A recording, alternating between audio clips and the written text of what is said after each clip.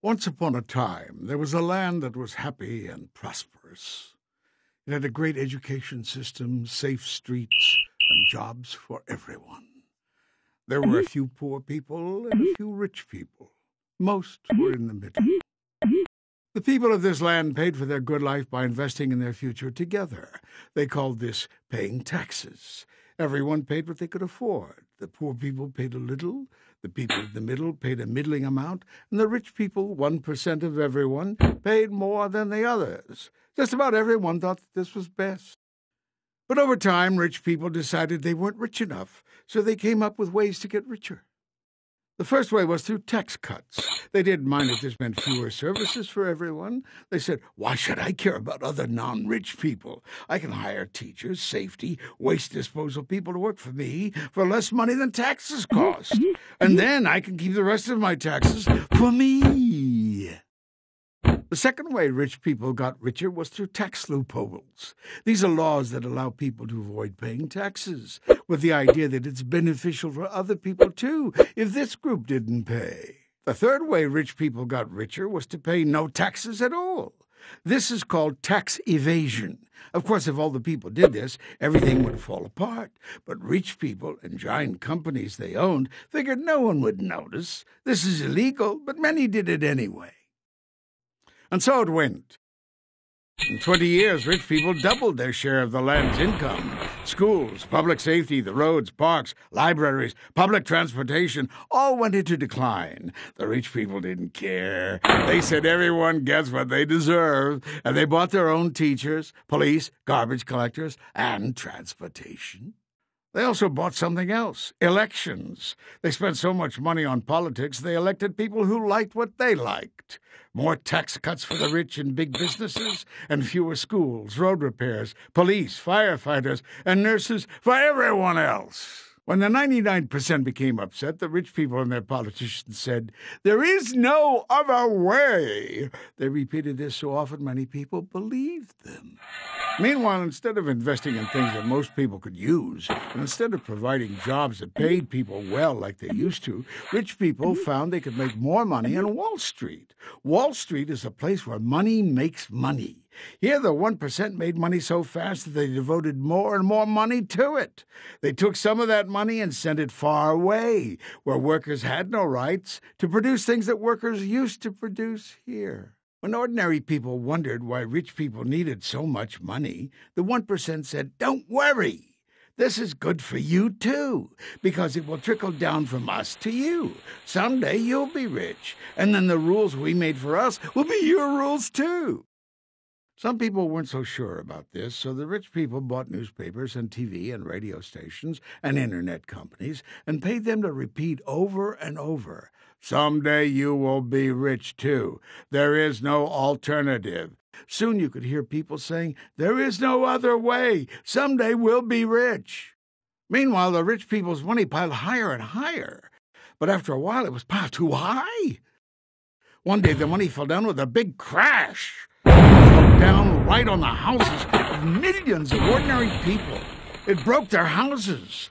Then more money towers fell down. They fell on ordinary people's jobs. This is terrible. Everyone was scared. How did this happen? The government said, "We have to fix this." They were so used to rich people being rich, they immediately started printing money and giving it to rich people. But they didn't give any to the ordinary people whose houses and jobs were broken by the crash. Those people said, "You give the rich people money to replace their money that got lost in the crash. Why aren't you giving us any to fix our houses and our jobs? They got broken in the crash too." The government had no answer. Now the people got mad. Since they weren't sure who to be madder at, the government or rich people, they got mad at both.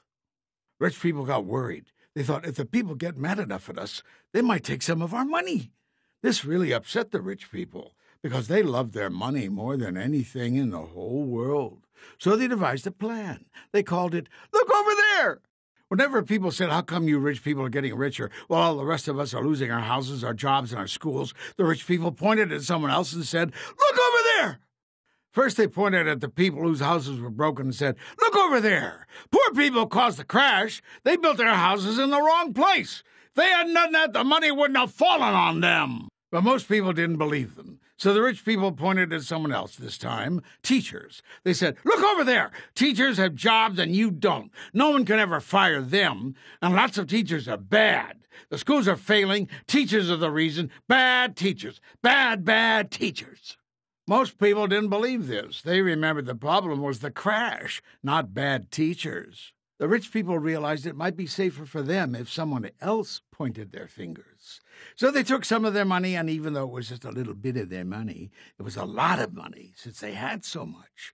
They helped more people get elected.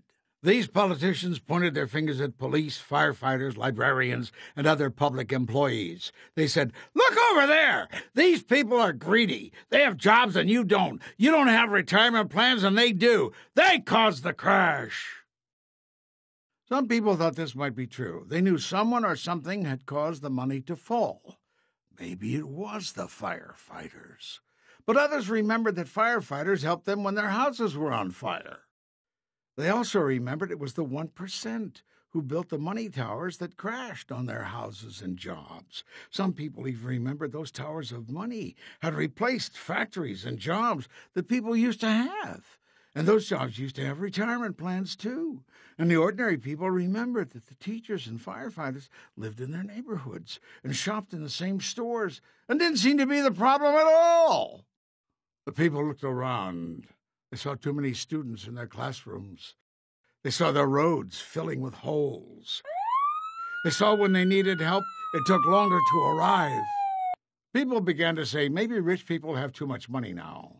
And maybe our problems have something to do with the 1% not paying their fair share of taxes.